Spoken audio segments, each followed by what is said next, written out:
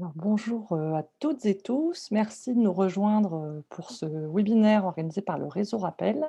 On est ensemble pour 1h30 et le sujet du jour, c'est les évolutions des aides de l'ANA en 2021 avec Simon Corteville qui est chargé de mission de l'animation nationale du programme Habiter mieux et Tanguy Cholet qui est chargé d'études Habiter mieux, tous les deux à l'Agence nationale de l'habitat, l'ANA, donc en charge des programmes qui nous intéressent aujourd'hui, qui sont principalement, le programme Habiter mieux Sérénité et MaPrimeRénov'.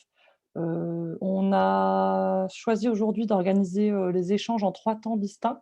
On va avoir une première présentation, qui va nous être faite sur le bilan de l'année 2020, grands chiffres, ce qui a, conduit aussi aux orientations qui ont été prises en 2021. Donc ça va être pendant 10 minutes. Ensuite, il y aura un temps d'échange avec vous, questions-réponses. On passera à une deuxième partie, qui sera consacrée là, à proprement parler, aux évolutions, des aides de l'ANA en 2021, notamment donc, Habiter mieux, Sérénité et MaPrimeRénov', puisque vous savez que MaPrimeRénov', s'est ouverte cette année aux bailleurs et puis à des catégories, de ménages, aux ressources, plus élevées que ce qui était le cas jusqu'à présent. Et puis aussi des évolutions, à destination des copropriétés, ce qui sera donc, l'objet d'un troisième temps de présentation, spécifiquement dédié à MaPrimeRénov' CoPro. Et puis à chaque fois, après les temps de présentation, qui vous seront faits, il y aura des temps de questions-réponses avec les intervenants. Le webinaire est enregistré, donc il sera revisionnable et partageable, à la suite, de sa mise en ligne. Qu'est-ce que je voulais vous dire par ailleurs? On reviendra, sur la manière dont s'organiseront les échanges, un peu plus tard. Juste pour vous dire que, pour poser les questions, ça se passera dans l'onglet questions-réponses, enfin le petit module questions-réponses que vous avez en bas de votre écran, sur lequel vous pouvez cliquer et puis vous inscrivez soit votre nom, soit votre question et on essaiera de distribuer la parole, dans l'ordre d'apparition, pour chacun des temps d'échange. Vous pouvez utiliser l'onglet de conversation si jamais vous voulez interagir, réagir avec les uns et les autres. Dans ce cas-là, faites bien attention que, il soit écrit pardon, A, conférencier et participant dans le petit message qui s'affiche en bleu dans l'onglet converser, parce que si jamais vous n'écrivez qu'au conférencier, il y aura que, les 4 têtes qui s'affichent à l'écran actuellement, qui verront vos questions, donc c'est, conférencier et participant. Et donc dans converser, ne posez pas de questions parce qu'on ne la gardera pas nécessairement pendant la période, de questions-réponses. C'est vraiment pour, interagir, poster des liens, des commentaires, voilà. Je pense que j'en ai fini avec, les instructions et donc j'invite, Simon et Tanguy à démarrer leur présentation et à partager l'écran, si vous le voulez bien et je vous dis, à tout à l'heure. Bah, merci beaucoup, au Claire et à Solibri, à Marie et à Claire, et au réseau Rappel pour cette invitation qui fait suite d'ailleurs à un webinaire du même type qu'on avait organisé, il y a 1 an où j'étais, tout seul, mais maintenant Tanguy, m'a rejoint pour qu'on le fasse à 2 voix. Donc, Simon Corteville, moi je suis en charge, plus spécifiquement du programme Habiter mieux à l'ANA, ainsi que du déploiement de MaPrimeRénov' copropriété. Et donc, on interviendra à 2 voix avec Tanguy, pour, cet après-midi, en 3 temps comme, l'évoquait, Marie à l'instant et je ne vais pas revenir, plus en détail, mais peut-être pour indiquer quand même qu'il y a eu, plusieurs, éléments de communication dernièrement autour de MaPrimeRénov' et cetera. Donc peut-être certains d'entre vous ont pu, participer au webinaire qui a eu lieu mercredi dernier, sur les évolutions de l'année, concernant MaPrimeRénov'. Donc on y reviendra peut-être un peu moins en détail, pour avoir un spectre un peu plus large, dans cet après-midi, mais néanmoins, on aura des temps de questions-réponses et le cas échéant, je vous propose également de regarder en replay, il doit être disponible en ligne. Alors, j'ai pas l'adresse là pile, à l'esprit, mais ça doit se retrouver assez facilement, pour voir les différentes évolutions qui ont pu être présentées, avec la mission coordination interministérielle et d'autres collègues à l'ANA, et Valérie Mancret-Taylor, la directrice générale, sur MaPrimeRénov' et Habiter mieux, donc un autre webinaire complémentaire. Voilà pour ces quelques petits mots d'introduction et peut-être, 3 temps d'échange et comme le proposait, Marie, je vous invite à poser les questions et on échangera après chacun de ces temps qu'on va essayer d'animer à 2 voix avec Tanguy pour éviter de vous faire un long tunnel, blanc d'interventions, trop longues. Donc l'idée, c'est de pouvoir avoir aussi des échanges. Donc on a préparé quelques slides, bien sûr, pour, nourrir les sujets, mais on est preneur des questions, des réponses, des commentaires et des remarques. Et donc peut-être sans plus attendre sur ce bilan 2020, Tanguy, je te propose de passer à la slide d'après. Voilà, sur les quelques chiffres de la rénovation énergétique de l'ANA en 2020. Donc à l'échelle de l'ensemble des dispositifs d'aide à la rénovation énergétique par l'ANA en 2020, on est sur un financement de 210 000 logements, quasiment, euh, à 209 510 pour être exact, qui se répartissent entre, alors on est sur les logements engagés, donc des subventions qui ont été notifiées, et qui se répartissent en 140 000 logements, 141 000 engagés sur le dispositif MaPrimeRénov', donc ménages qui ont eu une notification de subvention pour leurs travaux par geste via MaPrimeRénov', donc des ménages modestes. 51 000, 52 000 logements sur le dispositif Habiter mieux sérénité et 16 000 logements sur le dispositif Habiter mieux agilité. Alors, c'est une petite parenthèse, mais dispositif Habiter mieux agilité qui a pris fin 2019, mais il y a eu un grand nombre de dépôts de dossiers encore sur le mois de décembre 2019 qui n'ont pu être traités qu'en tout début d'année, d'où ces 16 000 logements qui étaient en fait un reliquat de dossiers de fin 2019. Alors, en termes de montant de travaux, on est au total à près de 3 milliards de travaux, 2,8 milliards d'euros de travaux, 1 milliard, 1,1 milliard, 1,2 milliard quasiment d'aide ANA. Et ce qui est intéressant à regarder aussi dans ces montants de travaux, c'est de voir que deux cibles ont pu être visées, à la fois les financements par geste avec MaPrimeRénov', mais également des financements à la rénovation globale avec Habiter mieux sérénité, puisque l'on est grosso modo à une répartition à peu près équivalente en termes de travaux financés, de montant de travaux financés, mais même en termes de gestes de travaux financés, puisque même si on a fait, entre guillemets, 3 fois moins de logements sur Habiter mieux, comme on fait 3 fois plus de travaux pour chaque logement dans un dossier Habiter mieux, on est finalement à une volumétrie assez comparable. Et peut-être, je fais un écho à certains d'entre vous étaient peut-être présents dans le webinaire de l'année dernière. On a eu beaucoup de questions et même nous, on a eu quelques interrogations. On attendait de voir l'année, comment ça allait se passer, sur les effets entre MaPrimeRénov' et Habiter mieux, de concurrence éventuelle, de comment ils se complétaient. Et on voit qu'on a réussi, malgré la crise sanitaire, à avoir deux dispositifs qui ont très bien marché en termes de nombre de demandes d'aide, de ménages intéressés. Sur Habiter mieux sérénité, on a été à plus 7% de résultats sur l'année. J'y reviendrai dans la slide d'après. Donc, on a eu une hausse malgré la période de confinement. Et sur MaPrimeRénov', c'était un dispositif nouveau qui remplace le CITE. Et on le sait, le CITE était peu mobilisé par les ménages très modestes. Et donc, on voit que ces 140 000 ménages qui ont reçu leur notification en 2020, ce sont des ménages que l'on ne touchait pas jusqu'à présent. Et donc, on a réussi à finalement toucher davantage de ménages que ce qui était fait jusqu'à présent. Donc, c'est un peu ce qu'on retient côté ANA avec deux jambes assez aussi fortes l'une que l'autre sur de la rénovation globale via Habiter mieux sérénité et de la rénovation par geste via MaPrimeRénov', chacune étant également dans un créneau très différent.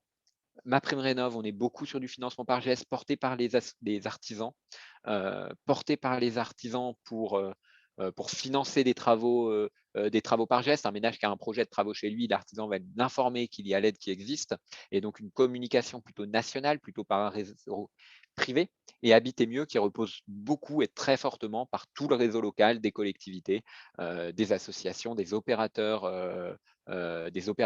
d'AMO sur Habiter mieux, sur le bouche à oreille. Et donc, on est sur un dispositif qui fonctionne aussi par des dynamiques locales très fortes et donc une complémentarité assez forte là-dessus.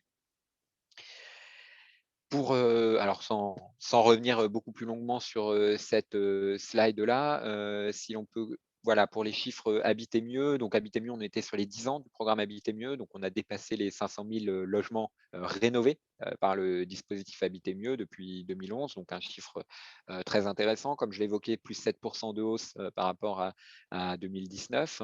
551 millions d'euros de subventions ANA.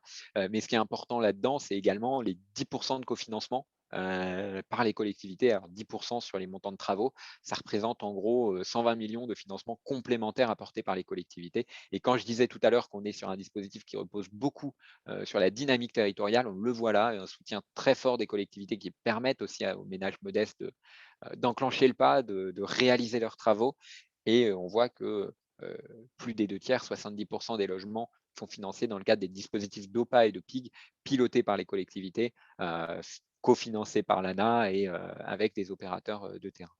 Et également, autre chiffre sur les passoires thermiques. Alors l'année dernière, j'avais pu présenter également la bonification des aides qui avaient été mises en place, un financement complémentaire qui avait été proposé pour les logements qui étaient en passoire thermique et qui pouvaient avoir des financements accrus sous réserve d'être en étiquette FG initialement et d'avoir un saut de classe énergétique minimum et un gain accru à 35. Donc un dispositif qui est monté en puissance tout au long de l'année avec alors au début de l'année, les projets étaient déjà dans les tuyaux, donc ils n'étaient pas montés selon les nouvelles perspectives, mais petit à petit, un recours accru à cette bonification et on est autour de 15 000 ménages en passoire thermique qui ont eu des travaux quand même conséquents avec un saut de classe énergétique. Et d'ailleurs, en moyenne, on était, je crois, à 26 000 euros de subvention et 56 de gains énergétiques sur ces travaux en passoire thermique. Donc, un résultat très satisfaisant pour nous et sur lequel on espère accélérer cette année encore.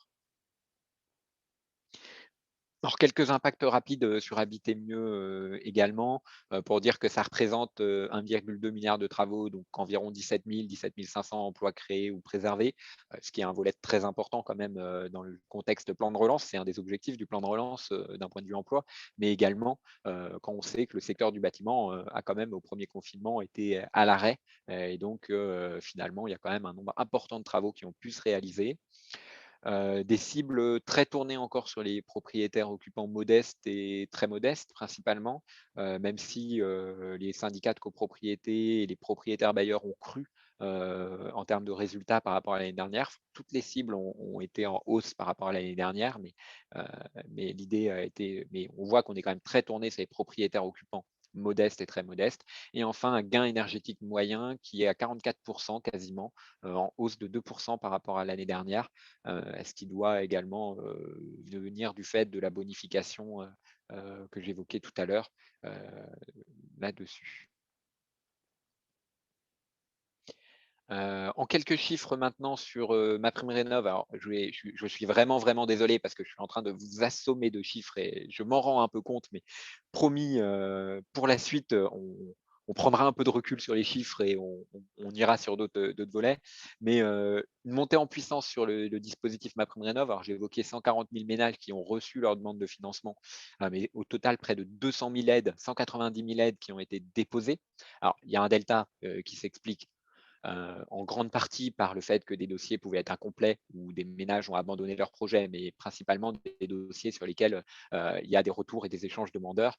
Et pour un tout petit nombre des dossiers déposés en fin d'année et qui n'avaient pas encore été instruits, mais sur l'instruction des dossiers, on est sur un délai aujourd'hui inférieur à 15 jours ouvrés. On est même on est même plutôt autour de la semaine à l'heure actuelle et 570 millions d'euros de financement qui ont pu être accordés. Donc on voit qu'on est finalement en termes de gestes de travaux financés et de financement, on est assez proche des chiffres que l'on a sur Habiter mieux. 75 000 demandes de soldes qui nous ont parvenues, donc 75% ont été payés. Alors pareil, il y a pu avoir des petites difficultés en fin d'année pour le paiement des soldes, notamment à l'automne. Ça s'est résorbé, il y a eu un dépôt très important aux sorties de l'été des demandes de soldes, donc qui a entraîné un engorgement de nos systèmes, pour être tout à fait honnête, mais qui ont petit à petit commencé à être résorbés. Et là, maintenant, on est sur des délais de paiement tout à fait satisfaisants, même si ponctuellement, il peut y avoir encore quelques difficultés sur lesquelles on s'attache à pouvoir les traiter au plus vite. Mais voilà, ce sont des dossiers maintenant qui représentent de l'ordre de 2-3. Donc euh, le reste est dans une dynamique très positive là-dessus.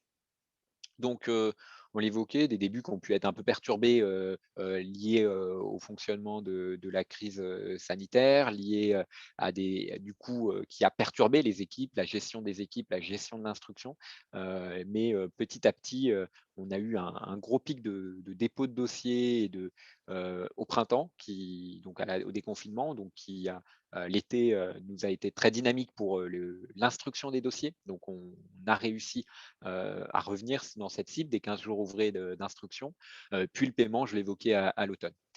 Et quelques chiffres que l'on a déjà sur une enquête réalisée par Ipsos, à Noël, enfin sur 15 jours autour de Noël, 90 des bénéficiaires qui indiquent être satisfaits et 71 qui n'auraient pas réalisé les travaux de rénovation sans cette prime. Donc, voilà une prime qui entraîne de la dynamique et qui entraîne également de la dynamique, et la CAPEB, ou la FFB, peuvent, le faire remonter, avec des hausses de 5 à 6 d'activité qui peuvent être anticipées par certains, acteurs. Peut-être si on peut aller sur la slide, suivante, Tanguy. Sur les chiffres clés, alors je l'évoquais, l'articulation déjà avec, Habiter Mieux, l'idée d'avoir une aide, qui soit progressive, pour, financer au mieux les ménages les plus modestes. Donc MaPrimeRénov' va être ouverte, alors, je m'avance un peu, mais va être ouverte à tous les ménages, mais l'idée de bien concentrer sur les ménages les plus modestes, le financement. Et on voit que les ménages les plus modestes sont en majorité, dans cette enquête que j'évoquais, satisfaits du montant de l'aide, et que, même s'il est encore très tôt pour y répondre, les 70 des bénéficiaires, ont déjà jugé, un impact positif sur les dépenses de chauffage. Voilà, et la quasi-totalité des bénéficiaires sont satisfaits du confort et du rapport qualité-prix des travaux. Ça, c'est également cette enquête Ipsos qui nous le dit. Je vais laisser la main du coup maintenant et la parole à Tanguy pour, nous présenter les travaux réalisés sur MaPrimeRénov' et Habiter Mieux, les premiers chiffres que l'on peut vous donner. Voilà, merci Simon, et bonjour à tous. Pour entrer donc dans le détail des travaux réalisés par avec MaPrimeRénov', en 2020, du chauffage et de l'isolation principalement. Je propose de retenir que les 3/4 des primes ont été attribuées pour le remplacement d'un système de chauffage et 1/4 pour de l'isolation, des murs ou des combles. Et donc le reste est très en retrait au niveau de la ventilation, de l'audit énergétique. Et on est sur du mono-travaux, quasiment exclusivement. Les 12% de dossiers avec double travaux, c'est en réalité 2 primes, MaPrimeRénov' distribuées. Ça peut être un remplacement d'une chaudière fuel qui entraîne donc la dépose de cuvier fuel, qui est une deuxième prime, pour un même poste de travaux finalement. Ou bien alors de l'isolation des murs et des rampants de toiture, par exemple, qui donne lieu à 2 primes.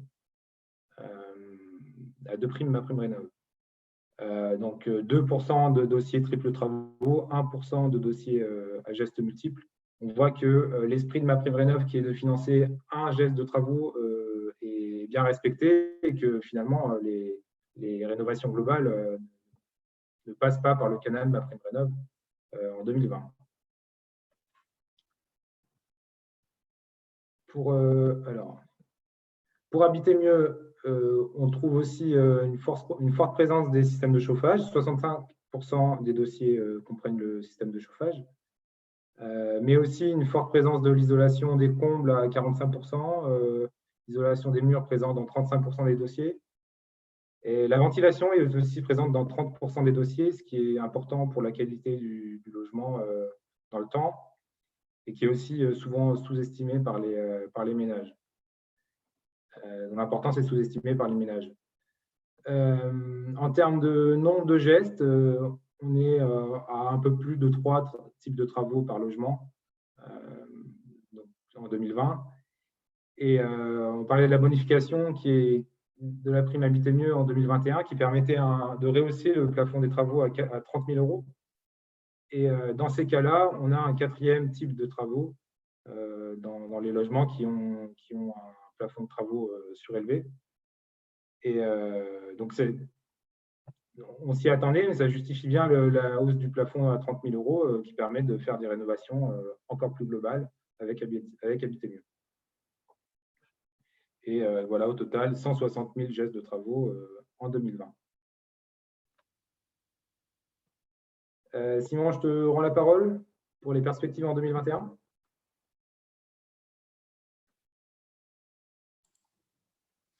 Excusez-moi, je parlais, merci Tanguy, je parlais dans le vide.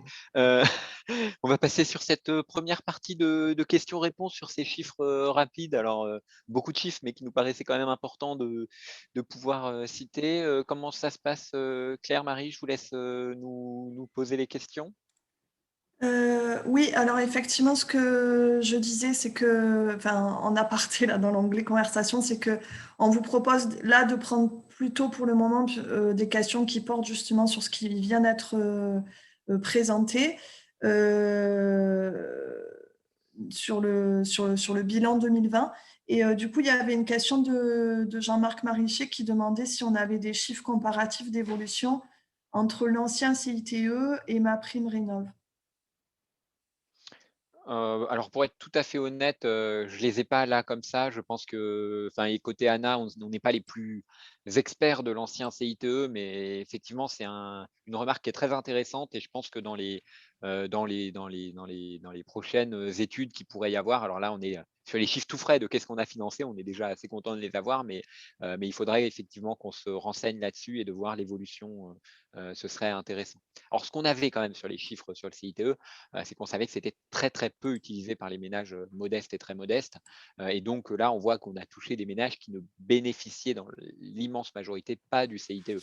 Donc ça, on peut déjà le dire, mais après, en termes de type de travaux financés, ce sera trop tôt. Ok. Alors, les autres questions pour l'instant qu'on a, elles concernent davantage justement les perspectives 2021 et le fonctionnement de ma prime rénov'.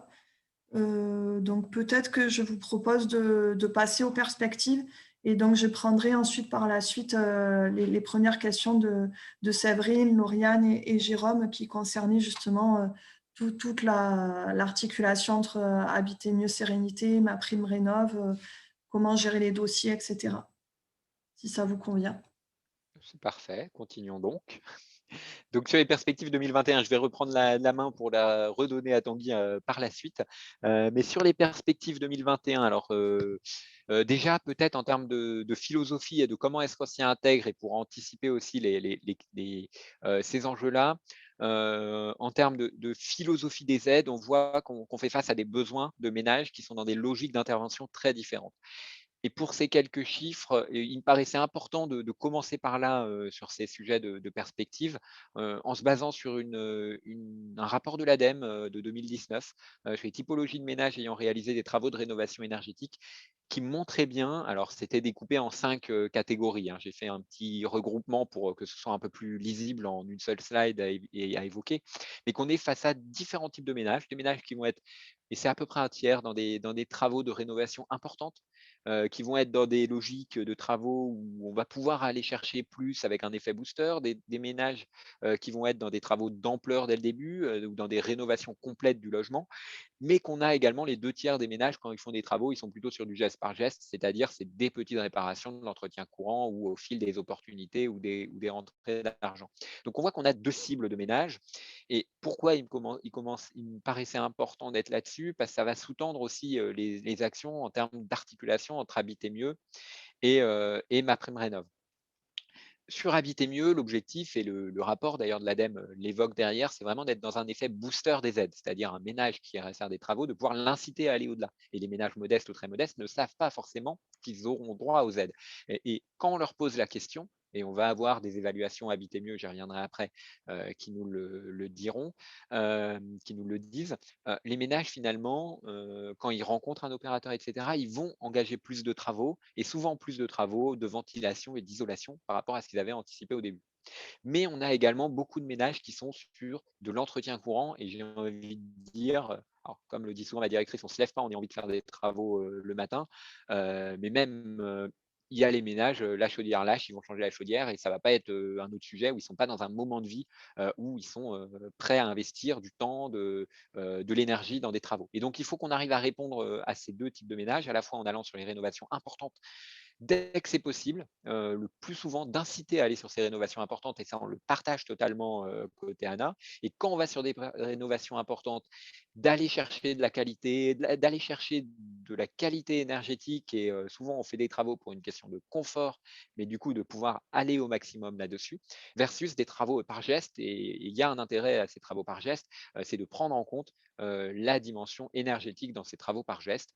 Je m'explique, quand on change une chaudière et qu'on est sur une chaudière à fioul, quand on a une vieille chaudière à fioul, il y a un intérêt très fort à aller sur de l'énergie décarbonée, et c'est, notamment, hein, dans les rapports, différents rapports, du Haut Conseil sur le climat et cetera, une orientation d'essayer d'aller vers, la décarbonation de l'économie et des systèmes de chauffage. Voilà, ça c'était ce 1er point que je souhaitais mettre en avant à travers, ce qu'on peut en retirer aussi de ces enfin, en tout cas de comment je l'interprète de cette étude ADEME. Un deuxième point qui est important, c'est d'articuler les politiques, publiques quand on parle de rénovation globale, avec, un enjeu qui est très fort et qui est aujourd'hui, également sur le devant de la scène de lutte contre les passoires thermiques et un deuxième enjeu qui est très fort et qui est sur le devant de la scène de la rénovation BBC. Et il faut que l'on arrive à trouver un levier pour combiner les 2, pour qu'un ménage enfin les passoires thermiques sont quand même très souvent habités par des ménages modestes, très modestes, ne serait-ce que parce que les ménages aisés ont l'argent pour, ne pas subir ces cas-là. Alors, c'est pas aussi simple que ça, hein. Je l'avoue, je caricature un peu, mais voilà.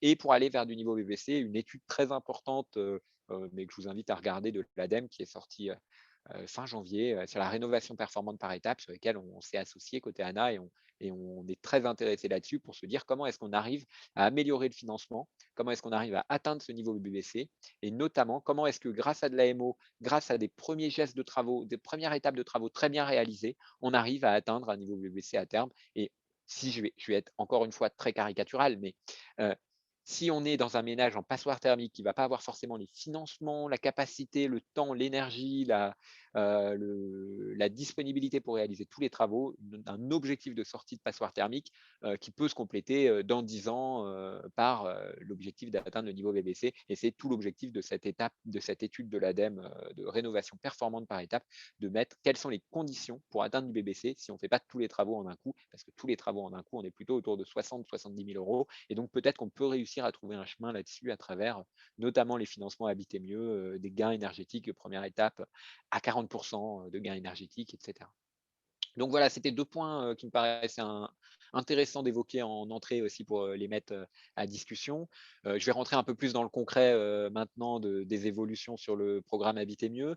Donc pour vous évoquer quand même des évolutions majeures du programme Habiter mieux cette année, avec un gain énergétique qui va être accru de 25 à 35% pour 2021. Donc le gain énergétique minimum. Alors en moyenne, on était à 44%, vous avez pu le voir sur les slides de bilan tout à l'heure. Mais l'objectif d'être sur un gain minimum supérieur. Et pourquoi? Ça a été une demande forte qui nous a été faite, politiquement, une commande aussi de pouvoir aller sur ces gains accrus dans cette ambition écologique, dans cette ambition de préconisation de la Convention citoyenne pour le climat. Quand on pense d'ailleurs à l'étude que j'évoquais de rénovation performante par étape, on voit bien que cette étape de 40%, 35%, on n'en est pas loin, mais les 5%, je sais, peuvent faire la différence, mais on voit qu'on peut être dans cette logique-là.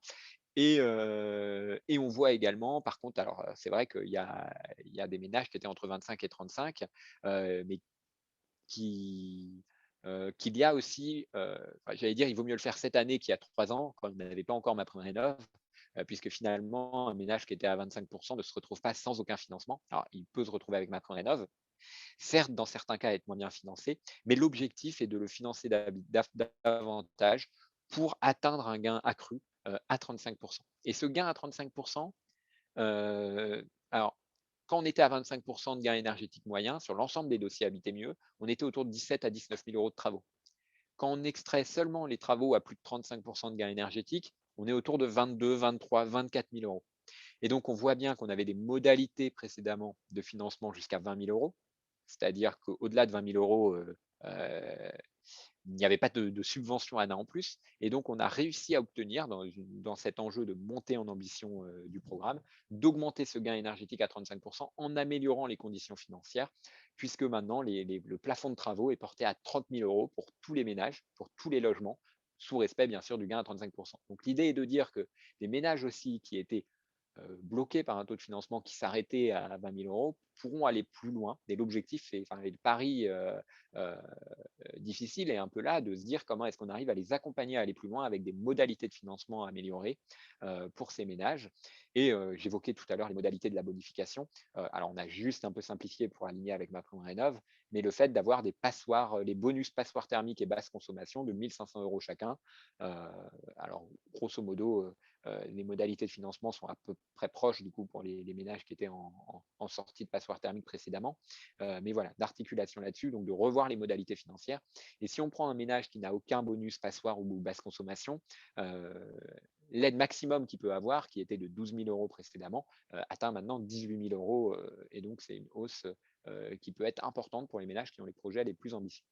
Et l'objectif donc sur le programme Habiter mieux, alors même si j'ai un peu triché en intégrant les chiffres MPR copropriété, mais c'est donc 67 000 logements sur l'année, dont 31 000 sur les copropriétés. Voilà, et puis j'oubliais juste, mais une interdiction du financement des chauffages au fioul et au charbon. Alors, ça va mieux en le disant. Le nombre de chaudières au fioul et au charbon qui étaient installées était ridiculement bas, mais ça va mieux en le disant et c'est maintenant interdite d'installation. En ce qui concerne MaPrimeRénov', alors beaucoup plus, peut-être juste la slide d'avant quand même, Tanguy. Les textes réglementaires sont. Alors, je ne vais pas vous faire un décryptage détaillé des textes réglementaires parce que je pense qu'on y passerait beaucoup de temps et que ce serait un peu complexe, mais je vous invite à les regarder. Et du coup, vous trouverez sur le PowerPoint toutes les références pour avoir les arrêtés critères techniques, les décrets, etc.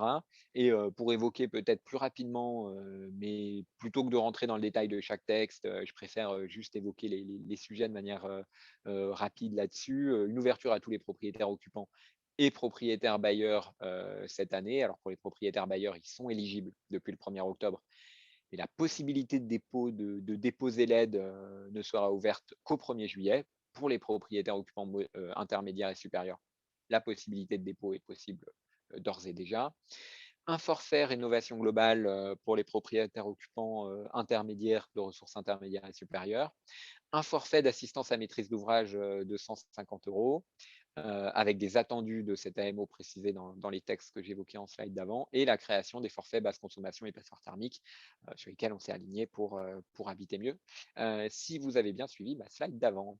Et donc sur la rénovation globale, peut-être tout petit point pour évoquer que la rénovation globale est donc une nouveauté cette année pour les ménages intermédiaires et supérieurs, et que donc on a 2 dispositifs pour la rénovation globale. MaPrimeRénov' pour les ménages modestes et très modestes, donc couleur bleue et jaune.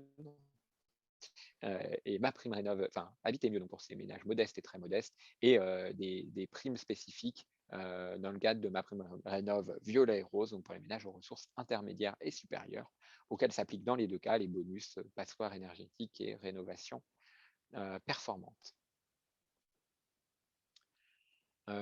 Quelques chiffres de perspective, quelques enjeux également de perspective qui sont importants de partager avec vous. Je vous ai évoqué qu'il y avait 2 aides pour la rénovation globale. Alors, pour être tout à fait honnête, on est bien conscient qu'il y a un enjeu de lisibilité à donner, ne serait-ce que parce qu'il y a 2 noms différents, donc de pouvoir unifier l'ensemble sous un même vocable en termes de rapprochement des dispositifs, mais également parce qu'il y a des conditions qui peuvent changer et qui peuvent rendre les choses un peu délicates sur le terrain. Alors pour bénéficier d'un des dispositifs, il faut habiter au moins 6 mois le logement, pour l'autre au moins 8 mois. Enfin, il y a tout plein de petites divergences de ce type, des noms différents. Et donc on sait qu'il y a un enjeu de redonner de la lisibilité à travers la communication sur les noms, à travers des modalités précises, des modalités précises de recours à l'aide qui peuvent être différentes. Donc on a cet enjeu qui va se poser en 2021 et on n'a pas besoin que vous nous le disiez pour le savoir, mais on est quand même preneur de vos points. Mais voilà, là, on en a vraiment conscience. Un enjeu de mise à disposition aussi des données MaPrimeRénov'. Beaucoup de questions l'année dernière sur la mise à disposition des données MaPrimeRénov'. Et donc, il y a eu des communications qui ont pu être faites au service déconcentré de l'État, Réal DDT, de chiffres bruts. Mais il va y avoir une disponibilité qui va être en temps réel sur les outils d'information de l'ANA pour ces services déconcentrés dans le courant du premier semestre, fin de premier trimestre probablement, pour pouvoir communiquer aussi aux collectivités ces chiffres, pour pouvoir avoir des analyses territoriales, ce qui représente un enjeu fort dans tout ce qui va être la construction des politiques publiques, le suivi des dynamiques de rénovation, etc. Et enfin, pour vous indiquer qu'il y a une évaluation en cours sur le programme Habiter mieux, qui est conduite au premier semestre 2021. Alors peut-être certains d'entre vous avaient vu passer le cahier des charges pour l'appel d'offres, mais voilà, c'est des résultats qui seront connus probablement fin du premier semestre, potentiellement plutôt après l'été en termes de publication, mais un enjeu important aussi de pouvoir montrer les points forts et les points à améliorer pour accélérer la lutte contre les passoires thermiques. Alors, on va venir maintenant sur 4 exemples. Je vais redonner la main à Tanguy sur quelques exemples de financement que l'on a pu dresser avec ces nouvelles modalités financières. On va poursuivre avec 2 exemples pour Habiter mieux et 2 exemples pour MaPrimeRénov'. Ici, on peut imaginer le projet d'un ménage à ressources modestes, donc en maison individuelle avec des travaux sur les fenêtres, une chaudière gaz, d'isolation des combles et l'installation d'une ventilation, qui pourrait permettre de passer les étiquettes D à B avec un gain énergétique de 45%. Donc, si on prend le taux d'aide à 35%, plus la prime Habiter mieux, plus le bonus bonus basse consommation, puisqu'on a atteint l'étiquette B, on peut imaginer un taux d'aide de 52%, c'est-à-dire 11 200 €. Et on voit une nette différence avec un financement exclusivement MaPrimeRénov' qui aurait été de 8 300 €.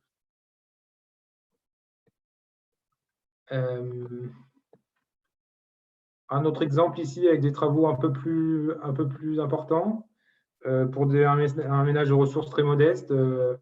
Si on ajoute des murs, l'isolation des murs par l'extérieur, des travaux électriques qui peuvent être financés par Habiter mieux s'ils sont obligatoires avec l'installation de la chaudière, par exemple, et qui n'auraient pas pu être financés par MaPrimeRénov', on arrive à un taux d'aide de 18 900 €, là encore avec un bonus sortie de passoire énergétique. Et on note une différence encore avec MaPrimeRénov' qui aurait financé à hauteur de 15 300 € avec un cumul C2E. Donc Habiter mieux qui reste bien plus avantageux pour les rénovations globales en 2021. Un exemple avec MaPrimeRénov', donc un ménage jaune, c'est-à-dire un ménage ressources modestes, qui n'aurait que 2 postes de travaux, par exemple, pompe à chaleur, ventilation double flux, on aurait C2E plus MaPrimeRénov' 11 000 € d'aide, ce qui est substantiel sur un projet de travaux à 18 000 €. Ici, on aurait un ménage au revenu intermédiaire qui voudrait remplacer une chaudière fuel par une pompe à chaleur géothermique. Donc, sur 22 000 € de travaux, 7 200 € d'aide au titre de MaPrimeRénov' et des C2E, à la fois pour la pompe à chaleur et pour la dépose de cuve à fuel. Voilà pour cette section sur les perspectives 2021. On va prendre une série de questions. Oui, très bien, merci beaucoup. Timing parfait, c'est super. Donc, on propose maintenant aux participants, donc vous avez bien compris comment fonctionner, c'est-à-dire que vous pouvez poser vos questions dans l'onglet questions-réponses et plutôt, comme le disait Marie en introduction, utiliser l'onglet discussion, conversation uniquement plutôt pour des commentaires, des ressources pour aller plus loin et pour interagir entre vous. Mais du coup, c'est compliqué pour nous de gérer les 2 fenêtres, donc on vous invite vraiment vivement à poser vos questions plutôt dans l'onglet questions-réponses. Et donc, on vous propose, on va ouvrir les micros aux personnes dans l'ordre d'apparition. Et donc, il y avait Séverine Pierre qui avait commencé par poser une première question. Donc, si vous voulez activer votre micro et poser votre question, on vous écoute et vous êtes la bienvenue. Bon, donc bonjour. Donc, je ne suis pas opératrice donc en âge, mais on est chef de projet. On a lancé donc une OPH sur notre territoire.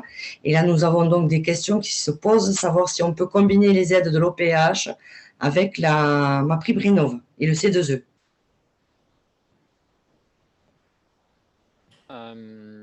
Alors peut-être pour être plus précis, quand vous dites aide de l'OPH, c'est l'aide par exemple, de la collectivité, c'est ça? C'est l'opération programmée de l'ANA. Oui, mais c'est l'aide, quand je dis l'aide de l'OPH, c'est une subvention complémentaire qui viendrait de la collectivité ou c'est le financement de l'AMO? Non, pour leur aider le financement de l'AMO. Et en fait, c'est aussi pour savoir si les propriétaires peuvent aussi également demander, en plus des aides que nous sortons avec le programme de l'OPH, demander ma prime Rénov. D'accord. Alors peut-être pour répondre, merci beaucoup pour votre question, c'est plus clair maintenant. Alors peut-être c'est clair pour moi, peut-être pour répondre très rapidement. Alors déjà pour dire qu'on ne peut pas cumuler un financement MaPrimeRénov' avec une aide Habiter Mieux par exemple, ou avec une autre aide ANA. Donc si je résume, c'est l'un ou l'autre. Oui. Donc ça, c'est le premier point, mais je pense que ce n'était pas exactement votre question, mais je préfère tout de même le rappeler. Deuxièmement, par rapport à l'OPA, alors l'OPA, l'enjeu de l'OPA est souvent de financer donc, la communication, l'information de l'information ou du conseil, des dispositifs de repérage sur les sujets d'habitat, hein, bien plus large que rénovation énergétique dans la majorité des cas.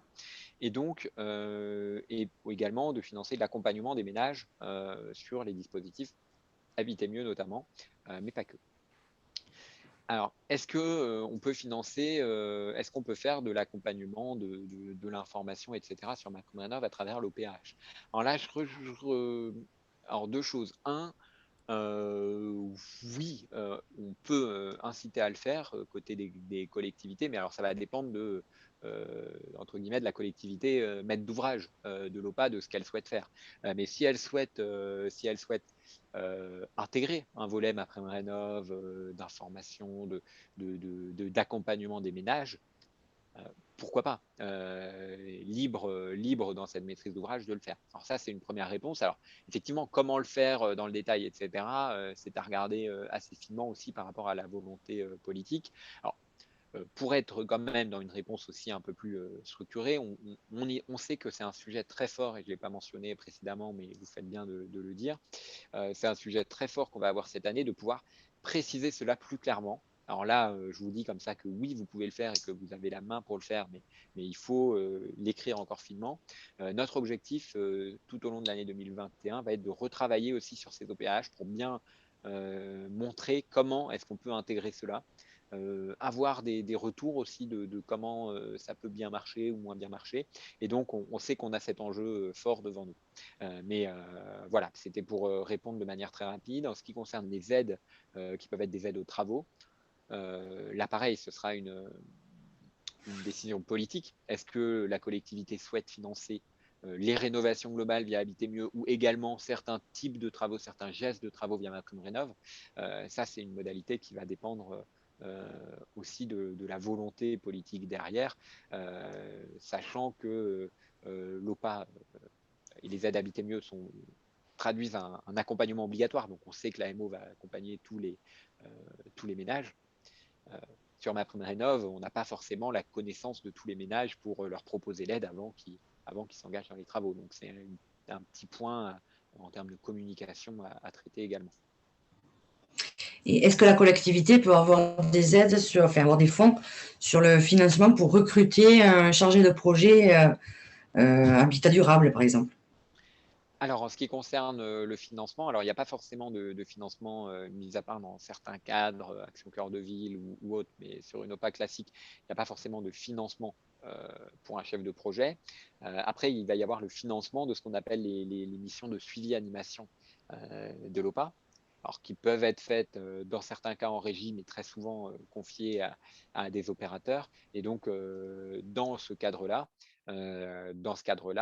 s'il y a une volonté d'aller plus loin que les seules missions classique d'habiter mieux et d'aller faire du conseil ou du repérage un peu plus proactif sur MaPrimeRénov'. Alors ça veut dire sûrement qu'il y aura un coût supplémentaire. Ça veut dire sûrement, ça veut dire qu'il y aura un coût supplémentaire puisqu'il y aura des missions en plus pour l'opérateur. Alors là, oui, ce sera analysé forcément sur quel type de mission, parce que ça devrait être des missions vraiment en lien avec celle de l'OPA, mais ça pourrait être cofinancé dans le cadre des aides de suivi animation de l'OPA. Merci beaucoup Simon et Séverine pour cet échange. Je propose à Lauriane Lartigue de poser sa question si elle peut activer son micro.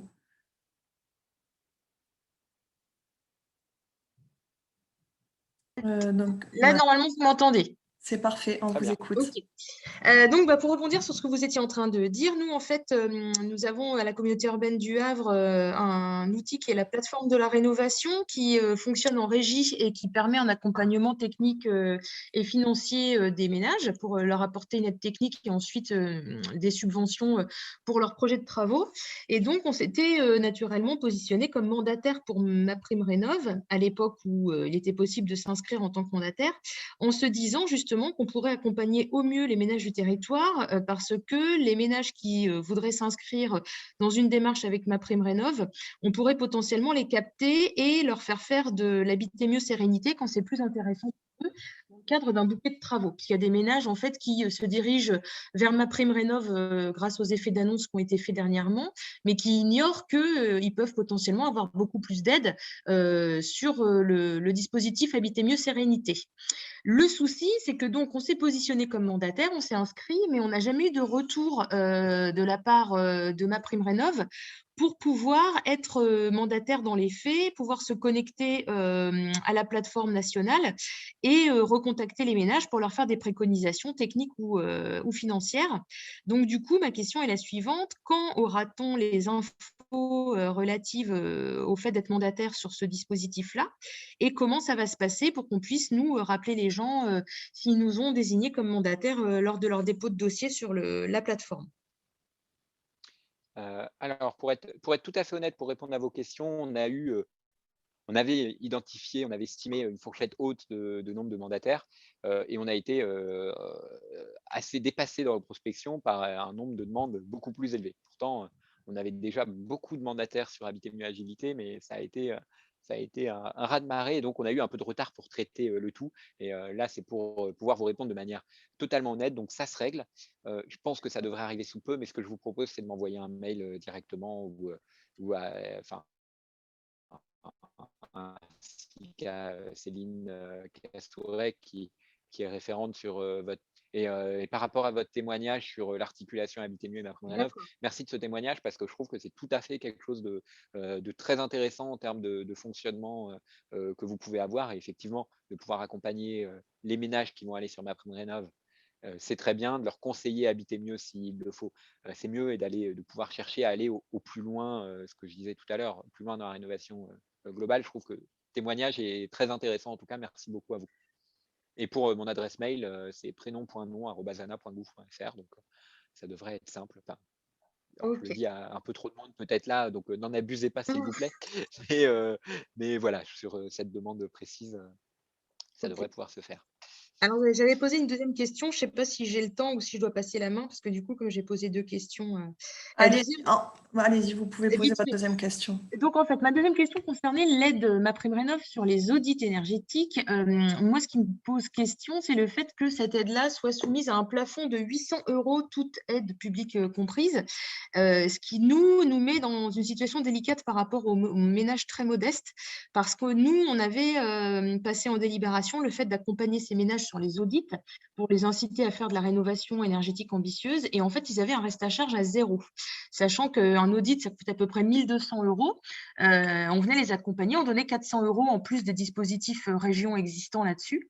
Et aujourd'hui, à cause ou grâce à MaPrimeRénov', en fait, c'est 800 € maximum d'aide pour faire un audit énergétique. Du coup, ma question est la suivante. Est-ce que vous pensez supprimer ce plafond d'aide publique au titre des aides audit, sachant qu'il y a certainement des EPCI ou des dispositifs locaux qui étaient comme nous et qui permettaient aux personnes les plus modestes de pouvoir faire des audits sans reste à charge? Alors, je vais encore être très honnête, je n'aurai pas de réponse précise à vous donner là. Et enfin, pour ma part, je ne suis pas spécialement référent sur les audits et sur MaPrimeRénov' là-dessus. Donc, j'ai pas, vous êtes la première à me le remonter sous cette forme-là. Alors, j'ai eu d'autres questions sur les audits, mais sous cette forme-là. Alors, côté ANA, on met en place, c'est pas tant nous qui décidons les forfaits, on est plutôt dans la distribution de l'aide. Mais je vous invite à faire remonter ce point. Et puis, moi, je le ferai remonter aussi en interne. Ce qui veut dire, enfin, quand je dis ça, ça veut dire qu'il faut en prendre conscience et effectivement, ça peut être intéressant. À court terme, j'ai peu d'espoir sur le fait que ça bouge à très court terme, mais potentiellement, si plusieurs collectivités, plusieurs territoires le remontent, ça évoluera. Mais je pense que ça évoluera parce qu'il y aura des remontées. Ok. Et vous faites bien de le faire dans ce cadre-là. Merci beaucoup. Merci.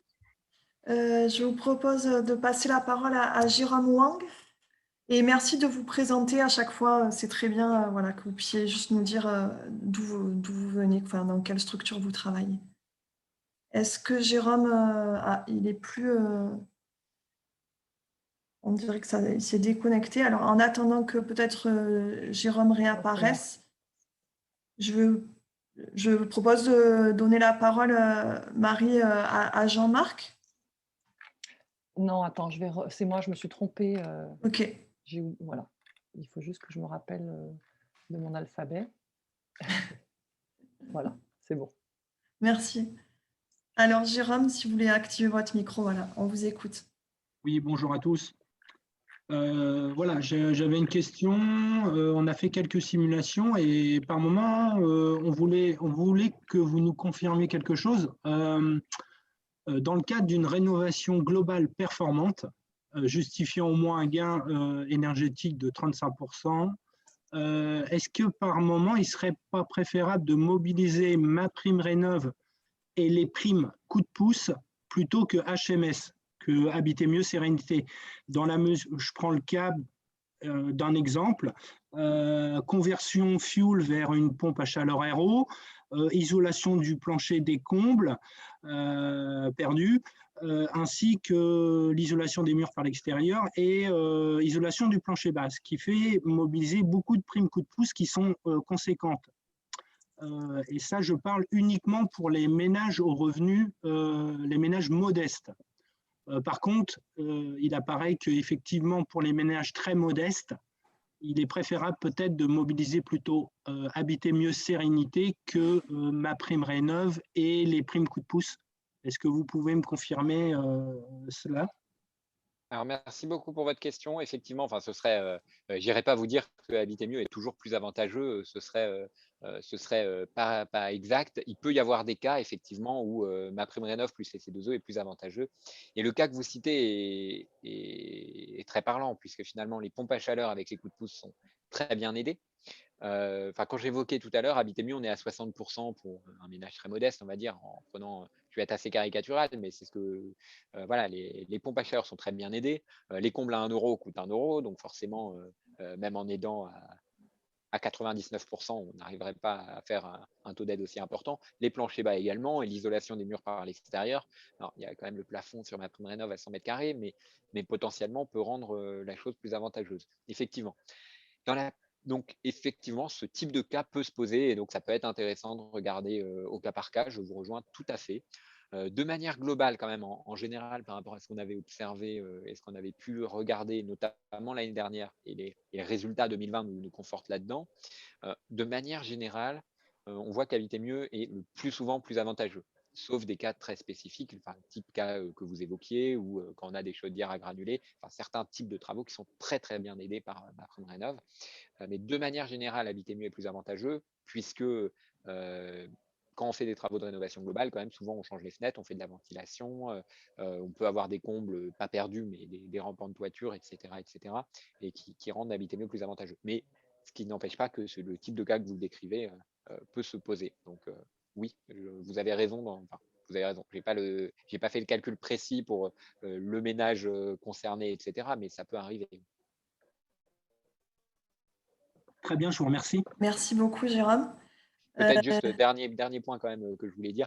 De manière globale, quand même, dans la très grande majorité des cas, le dispositif Habiter Mieux est quand même le plus simple. Donc, l'idéal est quand même en termes d'orientation du ménage, dès qu'on voit qu'on peut aller sur des orientations d'aménagement global, d'aller vers une visite de l'opérateur, d'aller vers une évaluation énergétique et potentiellement l'opérateur ou avec les simulations financières orientera au dernier moment, si jamais c'est plus avantageux sur MaPrimeRénov', le ménage vers MaPrimeRénov', mais comme la majorité des cas est quand même plus avantageuse sur Habiter Mieux, l'idée est vraiment de pouvoir aller chez le ménage, faire l'évaluation énergétique et de voir au regard de l'évaluation énergétique. Parce qu'un ménage qui vient voir en disant j'ai juste mes combles et je vais faire mes murs, c'est bien quand même d'aller sur place, voir s'il n'y a pas un besoin de ventilation. Enfin, le principal travaux en plus, quand on demande au ménage qu'est-ce que l'opérateur vous a apporté dans la visite technique, alors ça apporte les principaux travaux que ça apporte en plus, c'est quand même la ventilation et l'isolation des murs. Mais on voit bien cet enjeu de ventilation qui est souvent pas connu par le ménage qui va faire les travaux tout seul, mais que dès qu'on arrive en AMO, on met l'isolation, la ventilation, ce qui est quand même un besoin très fort. Excusez-moi de ce petit complément. Non, très bien, merci beaucoup. C'est précieux. Je voulais donner la parole à Jean-Marc Marichet. Merci, je rappelle hein, de dire dans quelle structure vous travaillez. Et Jean-Marc, je crois que avait davantage des commentaires plutôt que des questions et des retours d'expérience. Bonjour à tous, Jean-Marc Marichet, donc Inari, opérateur ANA sur les régions Hauts-de-France et Normandie.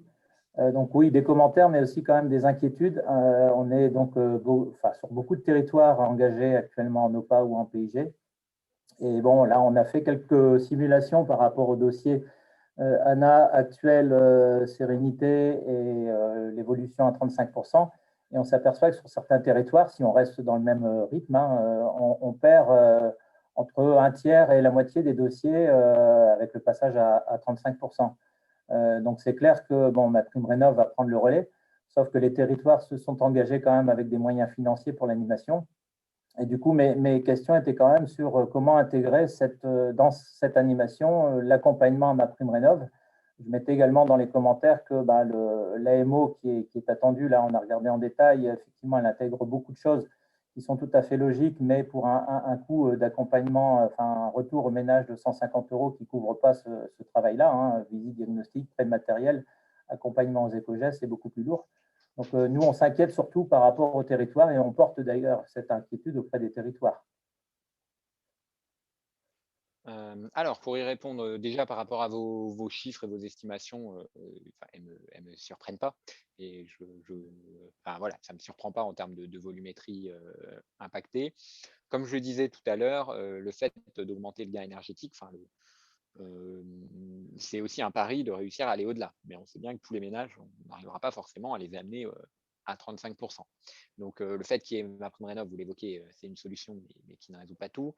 Les OPA, c'est un peu ce que je disais tout à l'heure. Il y a un travail et il faut aussi qu'on y travaille avec les différents opérateurs. Alors, au moins déjà les réseaux, alors côté Inari, le réseau ATO et les autres réseaux également, pour pouvoir trouver des solutions pour intégrer cela de manière plus durable dans les OPA.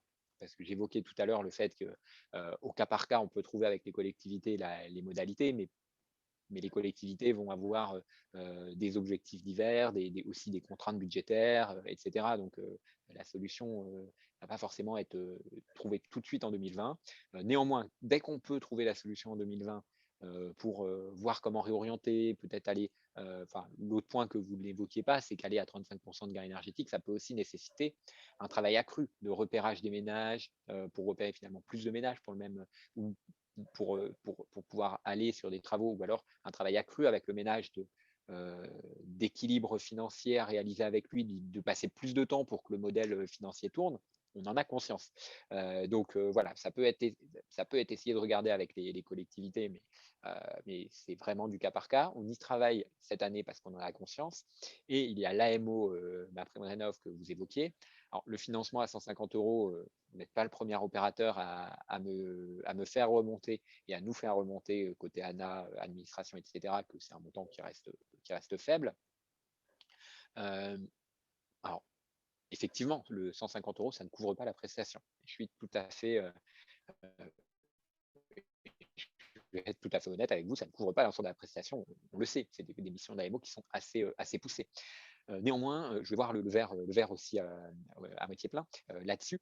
C'est une prestation qu'on a réussi à mettre en place cette année, qui peut avoir un rôle incitatif vis-à-vis de ménages. Si on lui dit prenez une prestation d'AMO et vous payez tout, il n'y a pas le côté incitatif, alors que là on dit voilà, l'État aide à l'AMO, c'est quand même qu'il y a un enjeu, c'est qu'il y a un intérêt de cette mission AMO qui est reconnu par l'État et on le fait là-dessus. Donc ça peut permettre d'accompagner, même s'il y a un reste à charge qui n'est pas neutre pour le ménage. Mais bon, il a aussi tout plein d'aides financières derrière, donc c'est dans l'équilibre économique global à trouver.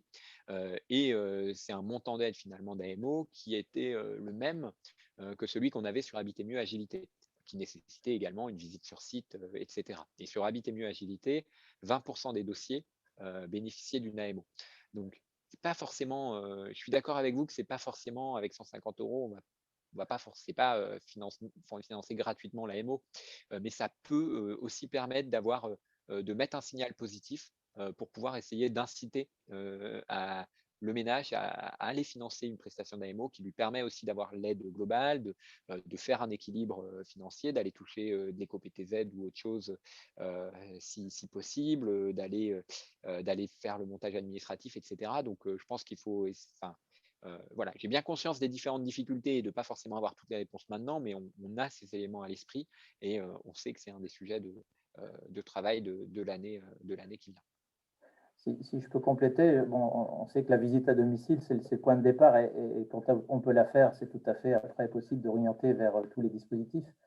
Mais bon, ce qu'on craint, c'est quand même que les médias aidants, en plus, on ait des ménages qui passent directement sur la demande MaPrimeRénov' via les professionnels en plus, qui vont aussi dans ce sens, et que du coup, ils ne s'adressent plus à l'opérateur, à l'animateur du programme. Bon, je peux citer quand même un dispositif là en région de France qui peut être intéressant aussi peut-être à développer ailleurs. C'est la région qui le porte. Hein. C'est un passeport énergétique du logement qui permet et qui est gratuit pour les ménages sous les plafonds ANA, qui permet vraiment un audit complet au domicile après un passage d'abord préalable vers l'espace conseil faire pour l'orienter vers l'opérateur, mais là au moins il a une visite à domicile et un diagnostic complet qui permet après de faire ses choix, de partir sur des gestes ou voir sur des programmes plus complets. Moi, ça me semble utile aussi à regarder dans les futurs programmes OPAP et G. Merci de votre contribution et de votre intervention. Oui. Merci Jean-Marc. Merci. Je propose à Damien Marie de prendre la parole. Et juste pour préciser, il va y avoir un troisième temps de présentation sur MaPrimeRénov' spécifiquement copro. Comme vous aviez aussi des questions sur les copros, je vous propose, Damien, de poser d'abord vos questions spécifiquement sur Habiter Mieux et MaPrimeRénov' pour les propriétaires occupants et les bailleurs. C'était plus justement des questions sur MaPrimeRénov' copro que j'avais à poser en fait. Parce que donc, je travaille chez Solida sur Ecorénov en Paris. Donc, c'est vrai qu'on accompagne principalement les copropriétés et on finance des travaux en partie commune. Donc, tout d'abord, bonjour à tout le monde et puis merci pour ce webinaire très intéressant. Et donc, du coup, je pose quand même mes questions maintenant, alors, du coup. Oui, bien sûr, pardon. Ouais. Non, je vous en prie. Oui, donc on voulait savoir, donc a priori, si on a bien compris, concernant les travaux en partie commune, MaPrimeRénov' individuelle ne peut pas être mobilisée et donc il faut être sur du 35% de gain énergétique pour pouvoir mobiliser MaPrimeRénov' copro. Et on se demandait si ce n'était pas un peu mettre, le cas échéant, un peu la barre trop haute et que voilà, on risquait peut-être de rater des financements ou qu'on n'atteignait pas la barre de 35% en fait. Voilà, donc ça c'était ma première question. Peut-être pour répondre, oui, vous aviez bien compris pour les copropriétés, pour les travaux en partie commune, il n'y a que MaPrimeRénov' copropriété avec un gain à 35%. Il n'y a plus l'aide individuelle. Alors, pourquoi aussi en termes de logique derrière, l'idée sur les copropriétés, c'est aussi d'aller sur un gain ambitieux. Alors, on sait que ça peut être délicat dans certains cas, hein, mais aussi parce qu'on est quand même sur les copropriétés sur des travaux lourds et qu'on sait bien que déjà un ménage, s'il fait tous les ans des travaux, il faut qu'on arrive à lui faire faire les travaux tous les ans. Mais alors les copropriétés avec les modalités de vote, etc., il faut qu'on aille inciter d'un coup à aller aux travaux performants. Et donc, c'est des projets longs. Et donc, il faut dès le début réussir à les construire là-dessus. Voilà un peu la logique derrière. Mais effectivement, vous aviez bien compris la chose. Après, il peut y avoir MaPrimeRénov' quand on est sur des travaux individuels. Je prends un exemple très caricatural et vous m'excuserez de la caricature, mais on est sur une copropriété en centre ancien où on ne peut pas faire d'isolation par l'extérieur et où on est sur des chauffages individuels. Bon, un ménage qui fait de l'isolation par l'intérieur dans ses parties privatives et qui change sa chaudière dans la partie privative, il peut avoir MaPrimeRénov' ou Habiter Mieux pour ses travaux en partie privative, parce que là, la solution va moins facilement passer à l'échelle de la copro. Alors, je sais que mon exemple est très caricatural, hein, je m'en excuse parce que je suis un peu trop caricatural, mais il y a voilà, il y a des entre-deux, mais voilà. Et pour des fenêtres alors en copropriété, du coup, si ça passe comme des travaux privatifs, est-ce qu'ils peuvent avoir un financement tout de même, MaPrimeRénov' individuel Si c'est du financement, si c'est des travaux privatifs, il y a des financements MaPrimeRénov' individuels, des travaux privatifs. Si on est dans le cadre d'un projet de travaux à 35% et que les fenêtres, à l'occasion, en l'occurrence, sont dans le cadre de travaux privatifs mais déclarés d'intérêt collectif, ils peuvent être intégrés dans les liens à 35%. Donc, pour les fenêtres, c'est un cas un peu spécifique parce qu'on peut essayer de jouer sur les deux. Oui, voilà, je crois que la salle est un peu échappatoire. Bien. Bon, on espère que ce ne sera pas trop limitant par rapport au projet. Donc, c'est vrai que l'idée, c'est de pouvoir aller de plus en plus sur des projets à 35%, essayer de favoriser les rénovations globales, évidemment. Mais bon, on espère qu'il n'y aura pas des contre-effets. Voilà. Merci pour ces premières réponses. Alors, ma deuxième question, c'était… Est-ce que c'est encore sur les copros? Oui. Ok. Parce que c'est juste parce que comme on va faire, ce que je vous propose, Damien, c'est vous la gardez précieusement et voilà, dans 5 minutes, on finit sur les PO et les bailleurs et comme ça, on passe au copro après. Donc, il y avait Alexis Dupuis qui avait des questions, justement. Si vous voulez ouvrir votre micro. Bonjour, je ne sais pas si vous m'entendez bien, du coup. Très bien. Très bien. Super. Du coup, alors moi, je m'appelle Alexis Dupuis, je travaille pour la métropole de Tours, on est opérateur, on le fait du coup en régie là depuis tout récemment. Et en fait, le fait de passer effectivement de Habiter Mieux Sérénité donc à 25%, donc en passant à 35%, est-ce qu'on ne va pas exclure du coup certains types de logements de type appartement justement à titre individuel dans le cadre des propriétaires occupants, mais à titre individuel? Et en fait, j'ai peur, moi, parfois, on le voit, nous, déjà actuellement, en fonction de certaines demandes, dans des copropriétés moyennes ou grandes, où on a déjà effectivement des travaux qui ont été réalisés au sens de la copropriété les années précédentes, et des propriétaires qui aujourd'hui vont faire des demandes pour des travaux à titre individuel, du fait qu'on n'atteigne pas ces gains des 35%, qu'on risque effectivement de perdre aussi toute cette population-là qui occupe effectivement des appartements dans des collectifs moyens, ou voire des gros collectifs. Alors effectivement, le fait de passer à 35%, ça fait qu'il faut un gain accru et que ce n'est pas toujours simple. Alors vous l'évoquez de manière technique parce que la copro a déjà une étiquette énergétique pas trop mauvaise, etc. Mais il y a aussi le côté financier, parce que faire plus de travaux coûte probablement plus cher, enfin souvent en tout cas, et que l'aide, selon les cas, peut répondre ou pas. Après, pour ces ménages, il restera MaPrimeRénov' individuel si on est sur des travaux privatifs. Après, c'est un peu dur de faire une réponse générale parce qu'il y a différents cas, mais dans ces copropriétés que vous évoquez, avoir 25% de gains énergétiques, j'ai envie de dire, ça se fait très rarement en utilisant que les fenêtres. Donc, c'est qu'il y avait d'autres types de travaux également qui potentiellement sont chacun d'entre eux, et c'était déjà des travaux, quand je dis dans des fenêtres, c'était déjà des travaux qui faisaient intervenir différents types d'interventions probablement, hein, et donc qu'on était sûrement sur différents types de travaux finançables par MaPrimeRénov'. Merci beaucoup.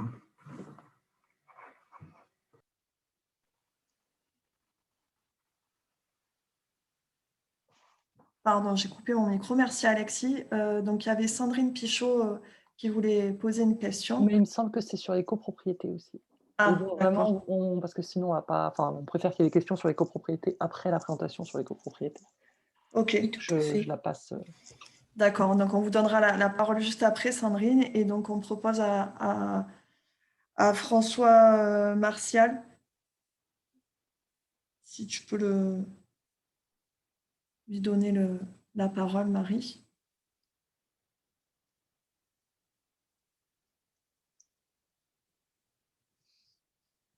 Donc, c'est bon, vous pouvez brancher votre micro, on vous écoute. Oui, bonjour. Bonjour. Bonjour, je suis François Martial, Solia Charente, je suis technicien. Ma question est tout simplement, ma prime rénov, est-ce qu'elle est soumise à un âge minimum du logement comme on peut avoir avec un HMS où le logement est 15 ans? Alors, c'est un âge de 2 ans minimum pour ma prime rénov, ce qui fait partie des différences entre ma prime rénov et Habiter mieux d'ailleurs. Bon, après, en général, quand même, on espère en général que pour les rénovations globales sur Habiter mieux, les logements ont tous plus de 15 ans et que la question ne se pose pas sur des logements construits il y a moins de 15 ans. Mais voilà, c'est 2 ans. D'accord. Et alors, tant que je vous ai, j'ai une autre petite question parce que donc par rapport aux 35%, bon là on le voit beaucoup, on parle de copropriété, d'appartements. Nous, on est en milieu quand même plutôt rural. Ces 35%, ils sont plus difficiles à obtenir parce qu'on a souvent des maisons donc qui sont plus grandes, donc des 35% plus difficiles à obtenir. Est-ce que ça pénalise pas trop des logements très souvent très modeste et donc pour qui ça engendre des frais supplémentaires parce que plus on a, même si le plafond est plus haut, plus on a de travaux, plus on a un coût de travaux important. Alors, je répondrai peut-être 2-3 choses. Oui, pour passer de 25 à 35%, il y a sûrement plus de travaux. D'où le fait qu'on ait amélioré les conditions financières. Après, effectivement, c'est à regarder au cas par cas et c'est un peu ce que je disais tout à l'heure. C'est un peu un pari d'y aller. Les maisons, effectivement, ça peut coûter cher. Après, on est quand même sur l'enjeu avec le gain de 35% de pouvoir avoir une amélioration forte sur les charges et potentiellement sur les maisons, comme c'est plus grand, il y a plus à chauffer aussi. Et donc, l'enjeu est d'autant plus grand d'avoir un gain important si je réponds d'un point de vue politique publique. Après, là, comme ça, j'aurais du mal à répondre sur un cas générique et ça dépend aussi des maisons. Est-ce qu'on peut faire une isolation de combles ou pas? Est-ce qu'on est sur une maison qui est vraiment très dégradée thermiquement ou à qui il manque juste un petit chouïa pour atteindre une très bonne étiquette énergétique? Voilà, ça dépend de différentes conditions. Donc, j'ai un peu du mal à y répondre concrètement, mais et oui, le gain à 35%, l'objectif est d'aller sur une ambition plus grande. On améliore les conditions financières, mais effectivement, c'est un enjeu de pouvoir accompagner les ménages pour aller vers plus de travaux. Merci beaucoup. On va prendre encore 2 dernières questions et après on passera au troisième temps de présentation, vous laisser un peu respirer aussi. Donc il y avait Gonzague Lamblin qui voulait poser une question. On vous écoute. Alors, est-ce que oui, vous avez activé votre micro, mais on ne vous entend pas?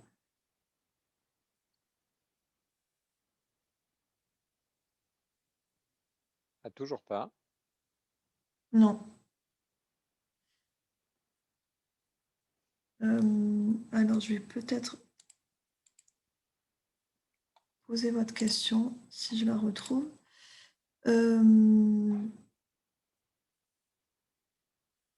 Alors, il y avait la question de Gonzague, c'était est-ce que c'est pas difficile d'ambitionner d'atteindre, après les travaux, un logement BBC sans accompagnement technique et financier, car l'avance des subventions est un frein majeur pour déclencher la décision de rénovation globale.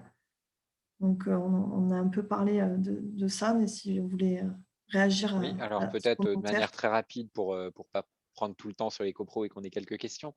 On voit que sur Habiter mieux, on était déjà quand même sur des travaux de rénovation coûteux, lourds, où on était proche des 20 000 € de travaux. Donc, on arrive, et avec le travail d'ailleurs des opérateurs que je vais remercier de terrain, qui font cet accompagnement aussi technique, financier là-dessus. Atteindre du BBC, alors c'est vrai que sur Habiter mieux, on est quand même très ciblé sur les ménages qui sont en étiquette FG, là. Enfin, voire E. Je pense que si on prend EFG, on a la grande majorité des logements qu'on aide. Donc, forcément, on a un peu plus de difficultés à atteindre l'étiquette A ou B parce qu'on est sur des ménages précaires qui habitent souvent des logements dégradés sur lesquels il y a beaucoup de travaux à faire. Et donc, si les travaux BBC, ça peut être du 60 000 € ou 70 000 €. Donc, je pense qu'il y a un intérêt très fort dans l'étude, et c'est pour ça que je la mettais de l'ADEME, de rénovation performante par étape, de pouvoir réussir à faire ces travaux avec un accompagnement technique qui permette de viser le BBC à terme. Et donc, je pense que c'est un des points très forts que l'on a aujourd'hui, parce qu'on doit aussi, on doit viser le BBC, mais on doit sortir les passoires thermiques et réussir à le faire avec un gain suffisamment important, mais tout en le faisant, parce qu'effectivement, 60-70 000 € de travaux, ça peut être lourd, et voire même d'ailleurs, pour refaire toute la maison, ça veut dire déménager potentiellement quelques jours, etc. Donc, des contraintes aussi assez fortes sur la vie et sur le pilotage d'un projet. Merci Simon. Et dernière question de Julie Courbin, qui peut activer son micro. Très rapide, parce que j'étais sur 16h30, mais en fait, c'est 16h la fin du webinaire. Oui, c'est ça. Bon, Julie, je ne sais pas. On va peut-être, tu gardes ta question sous le coude et on va laisser Tanguy et Simon continuer la présentation donc sur justement la partie copro. Donc, je vais laisser la main à Tanguy pour présenter le début de la partie copro. Je reprendrai la main ensuite. Peut-être en 2 mots d'introduction, MaPrimeRénov' copropriété est une aide qui se base sur Habiter mieux copropriété, qui touchait que les copropriétés fragiles, avec un taux d'impayé au-dessus de 8% ou en quartier en rue, et qui était une aide, et donc MaPrimeRénov' copropriété l'est également, une aide qui est instruite localement, ça me paraît important de le dire, par les DDT ou les collectivités délégataires, et donc qui est ce qu'on appelle une aide à la pierre, et donc gérée localement, à la différence de MaPrimeRénov' POPB. Ça me paraissait important de le redire en introduction, parce qu'il y a un enjeu aussi derrière ça. On est sur de la rénovation globale, un enjeu de gain d'intégration dans les politiques de l'habitat, de pouvoir inciter, de faire des coordinations aussi avec les politiques sur les centres-villes, etc., etc. Donc, ça me paraissait important de le dire. Tanguy, je te laisse la main. Oui, c'est parti. Donc, pour entrer dans les modalités de l'aide, je vais essayer de passer ce diaporama. Voilà. Donc, sur ce qu'on demande aux copropriétés pour être éligible à LPR copropriété, donc on parlait du gain énergétique à 35%. Il faut une immatriculation au registre national des copropriétés. Que la copro est 75% de l'eau en habitation principale ou en tantième d'habitation principale, et un bâtiment construit il y a plus de 15 ans. Ces 3 conditions, malgré ces 3 conditions, on est sur quasiment la totalité des copropriétés construites il y a plus de 15 ans éligibles. Le seuil de 75% peut faire un petit peu peur, mais en réalité, quasiment toutes les copropriétés, 95% des copropriétés sont éligibles malgré ces 3 conditions. Pour aller vers le financement, plusieurs financements possibles vont s'empiler. On a une aide socle à 25% du montant des travaux, avec un plafond de travaux par logement de 15 000 €. Le financement de l'accompagnement, l'assistance à maîtrise d'ouvrage est obligatoire. Il est financé à hauteur de 30% de la prestation, un plafond à 600 € de prestation par logement, et un minimum pour les copropriétés les plus petites de 900 € garantis pour chaque copropriété. Des bonus que vous commencez à connaître, sortie de passoire et basse consommation cumulable, et à 500 € par logement. Pour les copropriétés fragiles, on a une aide de 3 000 € par logement, non cumulable avec les C2E. Et dans le cas où la copropriété n'est pas fragile, les C2E peuvent être mobilisés. On peut donner un chiffre indicatif de 2 000 € par logement de C2E. À cela s'ajoutent des aides individuelles pour les copropriétaires sous plafond de ressources ANA, 1 500 € pour les occupants très modestes, 750 € pour les occupants modestes. C'est le syndicat de copropriétaires qui reçoit l'aide au nom de ces copropriétaires, qu'il va agir comme un mandataire, et il répercute cette prime sur le reste à charge du copropriétaire au moment de répartir le coût des travaux. Et c'est bien au syndicat de copropriétaires de faire la démarche de répartir le montant d'aide global de MaPrimeRénov' copropriété à chacun des copropriétaires. Donc, un cas pratique, une rénovation, disons, d'une copropriété de 100 logements. Je ne vais pas rentrer trop dans le détail, mais on aurait 57% des travaux financés, donc une prime de 625 000 € au titre de MaPrimeRénov' copropriété. En moyenne, sur 100 logements, là, on aurait 6 250 € d'aide par logement. Et si on regarde les primes individuelles, donc pour un ménage aux ressources très modestes qui aurait sa prime, on passerait à 7 750 € d'aide sur les travaux, ce qui permet de monter à un taux d'aide de 70%. Sur le dépôt du dossier, peut-être que je te laisse la parole, Simon. Oui, c'était juste un point rapide du coup sur le dépôt du dossier pour évoquer comment ça se passe concrètement.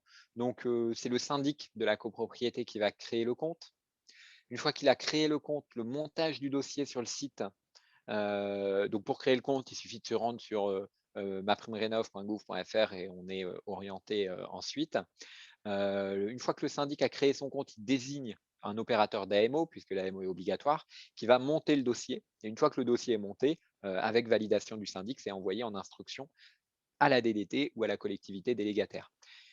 Que se passe-t-il quand on crée le compte et qu'on n'a pas d'AMO? Donc, quand on crée le compte, on a 3 choix. J'ai un AMO, voici la liste des AMO référencés, je choisis mon AMO. Ça, c'est le cas simple où tout se passe bien. J'ai mon AMO, j'ai la liste d'AMO, mais je ne vois pas mon opérateur d'AMO. Ça veut dire que l'opérateur d'AMO n'est pas référencé. Et donc là, on invite l'opérateur d'AMO à aller se référencer, mais j'y reviendrai après. Ou soit je n'ai pas d'AMO, et donc quand un syndic crée son compte et qu'il n'a pas d'AMO, après échange avec l'ADEME, avec les administrations, on est dans un cas où finalement, si le syndic n'a pas d'AMO, c'est que son dossier n'est pas prêt, entre guillemets, et finalement que même l'évaluation énergétique n'a probablement pas été faite, qu'il y a un besoin plus global sur les modalités financières, etc. Et donc, il y a un besoin d'information sur la rénovation énergétique. Et dans ce cas-là, si un syndic crée le compte et qu'on voit qu'il n'y a pas d'AMO, il y a une réorientation vers le réseau FER, puisque le réseau FER est en charge d'informer, d'accompagner sur la rénovation énergétique. Et le cas échéant, après cette primo-information, le réseau FER oriente vers un opérateur d'AMO référencé. Mais on revient juste ensuite sur les missions de l'AMO. Et Tanguy, je te relaisse la main.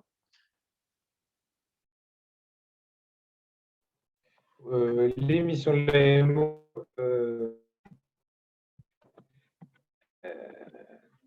rien de révolutionnaire par rapport à ce qui était demandé pour habiter mieux copropriété. Des missions d'accompagnement technique sur la définition du projet de travaux, le suivi des travaux jusqu'à leur fin, un appui à la prise de décision pour préparer l'Assemblée générale et accompagner le vote des travaux, l'élaboration du plan de financement et aussi l'accompagnement des copropriétaires dans les demandes d'aide à d'autres aides auxquelles les copropriétaires pourraient avoir selon leur situation particulière. Donc, un accompagnement social qui permet justement de définir aussi les autres aides auxquelles les copropriétaires ont droit, et qui permet de connaître le nombre de ménages qui auraient droit aux primes individuelles dont on parlait tout à l'heure. Et un accompagnement administratif pour le montage du dossier, le dépôt de la demande d'aide, jusqu'à la demande de solde. Pas d'agrément ou d'habilitation particulière pour accompagner un ménage, pour accompagner une copropriété. Simplement, il faut demander le référencement dont on parlait tout à l'heure. Le maître d'œuvre peut être AMO sous condition d'être indépendant aux entreprises qui réalisent les travaux, de ne pas être fournisseur d'équipements. Et les instances de la copropriété, les syndics, en revanche, sont bien exclus des organismes qui peuvent réaliser l'AMO. Pour l'articulation avec le programme SAR, Simon, je te propose de continuer. Oui, pour repréciser, donc le programme SAR, donc pour financer les espaces verts, qui s'orientent à travers différents types, ce qu'on appelle des actes métiers. Un enjeu d'information de premier contact ou de conseils personnalisés pour aller plus loin sur des conseils sur les travaux de rénovation énergétique, des financements d'audit énergétique qui sont possibles et des phases d'AMO. Alors, il y a 2 phases d'AMO qui sont possibles dans le programme SAR, une phase transitoire, préparatoire, avant les travaux, et une phase qui intègre également le volet chantier. Et donc, pour dire que l'AMO NPR CoPro est équivalent de cet acte 4 bis. Donc, c'est une question qui nous est beaucoup remontée par les espaces FAIR, et de dire que si un acteur est financé par SAR et fait un acte 4 bis, c'est reconnu comme AMO pour l'ANA.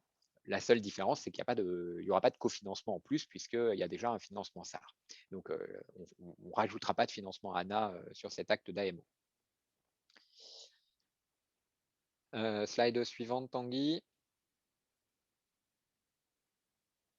Et donc, pour le financement de l'AMO, comment se passe ce financement de l'AMO? Donc, il y a le contrat de d'AMO entre l'opérateur. Alors, dans la majorité des cas, il va y avoir un contrat d'AMO entre l'opérateur et la copropriété, donc qui va lister les missions d'AMO. Donc, la DDT va vérifier que l'ensemble des missions d'AMO requises sont bien couvertes. Et il va y avoir un financement derrière à hauteur de 30% du coût de l'AMO dans les conditions que Tanguy a pu présenter tout à l'heure. 2 cas spécifiques, et je commençais à l'évoquer tout à l'heure. Si la copropriété est déjà accompagnée par un espace FAIR ou par un financement SAR, par un acte 4 bis, alors cette AMO est reconnue comme AMO, mais il n'y a pas de cofinancement parce que l'acte est déjà financé par SAR. Donc, on ne va pas le financer 2 fois, si je résume.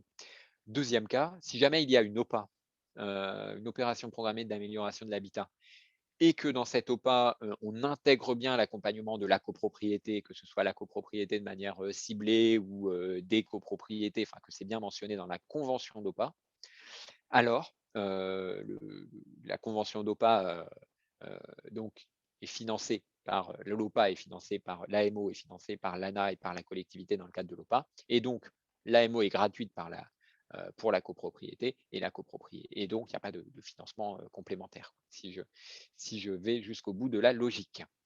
Donc voilà les quelques points sur les financements. On va peut-être continuer, Tanguy, excusez-nous, on va assez vite sur ces parties comme le temps file. Pour la mise à disposition d'outils de communication que je vais vous... non, Tanguy, les outils de communication.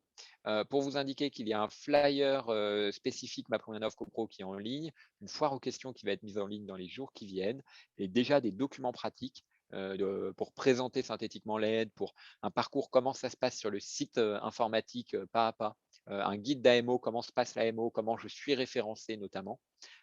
Tous ces dispositifs de référencement peuvent être présents sur ce guide AMO, et ces documents sont disponibles sur le site ana.fr dans la rubrique copropriété, syndicat de copropriété. Bon, après, vous trouverez.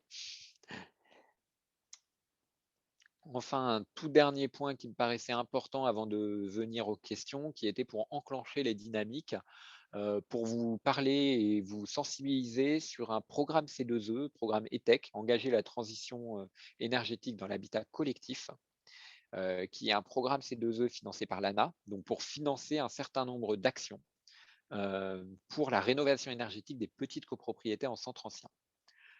L'idée, c'est qu'on constate côté ANA qu'on finance beaucoup des grandes copropriétés dans des territoires plutôt métropolitains, copropriétés années 70, mais qu'on a un besoin d'accompagner, d'aller plus loin sur les copropriétés de centre-ville et les petites copropriétés, 8, 10 lots, 15 lots, 20 lots, et d'améliorer ce financement de ces petites copropriétés.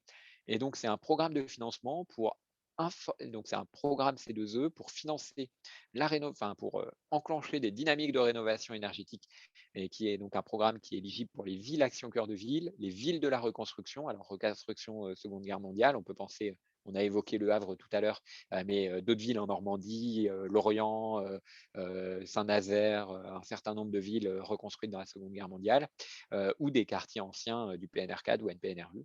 Et donc l'idée est de financer des sessions d'information auprès des syndics de copropriétaires, etc., des actions de formation, voire d'ailleurs des accompagnements de copropriété. Alors, qui sont des accompagnements de copropriété, pas l'AMO évoqué jusqu'à présent, mais plutôt de se dire, il y a une copropriété qui veut des travaux, comment ça marche? La copropriété est un peu perdue, l'identifiant registre de copropriété, comment aller faire une évaluation énergétique, etc. Comment connaître l'état du bien, tout ce type de documents, d'enjeux-là, avec des réalisations aussi de corpus de documents pour valoriser les actions réalisées. Et donc, ces sessions d'information et de formation peuvent être réalisées par des experts de copropriété, ADIL, Espace Faire, enfin des acteurs qui connaissent la copropriété et la rénovation énergétique. ADIL, Espace Faire, Opérateur ANA, etc. Dans des modalités que vous pouvez trouver en cherchant ou en nous contactant directement, peut-être ce sera le plus simple, on vous enverra les délibérations et instructions qui vont bien, si jamais vous êtes intéressé pour mettre en place de telles actions de sensibilisation ou de formation dans vos territoires, n'hésitez pas à nous contacter. Et l'enjeu avec pourquoi je vous le propose, pourquoi je vous l'évoque et pourquoi je propose d'en parler là, c'est que dans le cadre de MaPrimeRénov' copropriété, on a un autre objectif, c'est bien d'irriguer tous les territoires et de pouvoir financer des actions aussi dans les villes actions cœur de ville, dans les villes de la reconstruction, dans des villes aussi qui peut-être historiquement ont moins bénéficié d'aide aux copropriétés, et donc de pouvoir également financer des plus petites copropriétés que les copropriétés, que les grosses copropriétés pour lesquelles les leviers de financement sont plus simples à trouver. Et donc voilà l'objectif, j'en parlais parce qu'en termes de dynamique territoriale, pour faire réussir MaPrimeRénov' copropriété, ça peut être d'engager ces actions d'information et de sensibilisation et de formation, ça peut être intéressant dans ces territoires pour pour enclencher une dynamique de rénovation des copropriétés. Et donc on en avait fini avec Tanguy de notre présentation sur le volet copropriété. On va peut-être aller aux questions. Vraiment, Marie-Claire, si on peut se limiter à 16h15, on aura… Oui, c'est ce qu'on voulait. On voulait vous proposer de s'arrêter à 16h10, mais on voulait vous demander si vous étiez OK de votre côté, puisqu'on s'était engagé à finir à 16h10. 16h. À 16h10, je suis d'accord, comme ça nous laissera même 5 minutes de retard, donc c'est pas mal. Et on peut essayer d'être en réponse ping-pong, comme ça D'accord, on pourra très bien. répondre peut-être à plus de questions. Alors, on vous invite en tout cas, ceux qui posent les questions, à faire des questions courtes. Donc, Sandrine Pichot, est-ce que vous pouvez poser votre question? Oui, bonjour. Donc du coup, voilà, c'était sur une des premières diapositives qui est passée. Alors, je me souviens plus, c'était indiqué à un moment donné que l'ambition du programme MaPrimeRénov' était de rénover 31 000 logements en copropriété et 28 000 avec MaPrimeRénov'. Et du coup, il y avait un delta de 3 000 logements. Donc du coup, je ne comprenais pas trop ce delta. Ça veut dire que… Oui, non, effectivement, ça peut apparaître un peu énigmatique comme ça. Il y a 28 000 logements MaPrimeRénov' copropriété à travers l'aide qu'on vous a présentée, mais on a côté ANA des interventions sur les copropriétés qu'on appelle dégradées. Alors, il y a ou en difficulté dans le cadre du plan initiative copropriété. Ce sont des copropriétés qui présentent des désordres beaucoup plus forts en termes d'impayés, techniques, etc. Et ces copropriétés, alors il y a eu environ 20 000 logements financés l'année dernière, mais ces copropriétés, l'objectif est de les amener aussi sur des travaux de rénovation énergétique. Elles disposent de modalités de financement propres. Au lieu d'avoir l'aide socle à 25%, elles sont à 35 ou 50 selon les cas. Et donc, elles ont des financements socle supérieurs. Elles peuvent avoir la prime derrière. Elles ont la prime de 3 000 € qu'évoquait Tanguy tout à l'heure, ou des primes BBC passoire thermique qu'elles peuvent avoir en plus. Mais elles ont des financements spécifiques et c'est pour ça qu'elles ne sont pas intégrées dans les 28 000. Merci. Annabelle Vignon, si vous voulez prendre la parole. Est-ce que vous arriviez à activer votre micro? A priori, non. Alors, je vais peut-être poser sa question. La question, c'était pour MPR CoPro. Quel délai pour être AMO répertorié? Elle disait qu'elle avait fait la demande il y a 10 jours à l'ANA locale pour connaître les modalités et qu'il y avait des copros qui les interrogeaient. Alors, je vous invite à regarder pour comment se faire référencer en tant qu'AMO. Je vous invite à regarder sur le site de l'ANA. On a mis des documents. Vous pouvez vous rapprocher des DDT. Alors, c'est vraiment les DDT ou les DREAL, si vraiment c'est des acteurs régionaux un peu plus grands qui veulent se faire référencer. Mais sur les documents, vous aurez tous les éléments. Et puis, ça va vite. ça va vite, mais potentiellement, on a aussi communiqué dernièrement sur tout le processus auprès des DDT, donc c'est aussi peut-être pour ça qu'on en est en une phase de rodage encore, mais ça devrait aller vite. Ok, donc sur le site de l'ANA, on trouve facilement la manière de se faire référencer. Donc vous allez sur la page dans l'onglet copropriété, syndicat de copropriétaires MaPrimeRénov', et il y a une petite colonne à droite avec des documents à regarder. Et il y a un guide opérateur AMO avec une page comment se faire référencer. D'accord. Pour vous Et aider. donc, merci. Oui, je vais mettre le lien dans la discussion. Ah, super, merci Tanguy. beaucoup Tanguy. Et du coup, il y avait une autre question, c'était est-ce qu'un audit énergétique est obligatoire au préalable ou fait-il partie de la mission AMO? Alors, un audit énergétique en tant que tel n'est pas obligatoire, enfin, si ce n'est les obligations légales qui peuvent exister, mais ce qu'on demande, c'est une évaluation énergétique. Alors, je vous renvoie vers la FAQ MPR CoPro qui donne les conditions minimum. On ne demande pas d'audit énergétique obligatoire. Après, si un audit énergétique a déjà été réalisé, l'acteur d'AMO peut se baser dessus pour déposer le dossier. Il n'y a pas de souci là-dessus. Mais s'il n'y a pas eu d'audit, alors il faut une évaluation énergétique. Ok, très bien, merci, c'est très clair. Et on redonne la parole à Damien Marie qui n'avait pas terminé ses questions tout à l'heure. Oui, oui, merci bien. Oui. Oui, je voulais savoir, donc toujours dans le cadre de l'accompagnement des copropriétés, notamment dans le cadre d'Ecorénovons Paris, en fait, quand on mobilisait Habiter Mieux CoPro mixte avec donc des aides individuelles dedans, on devait passer par l'obtention d'avis préalables. Et je voulais savoir ce qu'il en serait avec MaPrimeRénov' également. Donc, en fait, on déposait des demandes d'avis préalables auprès des ANA locales. Alors, je vais peut-être pas rentrer dans toute l'historique des avis des dossiers mixtes, etc. Non. parce que c'est un peu complexe et je pense Oui, qu'on en bien aurait sûr, pour c'est plus très, que très les 2 technique, minutes oui. qui nous restent. Mais l'idée, justement, pour MaPrimeRénov' copropriété, est qu'on n'est plus sur ces modalités de copro mixte.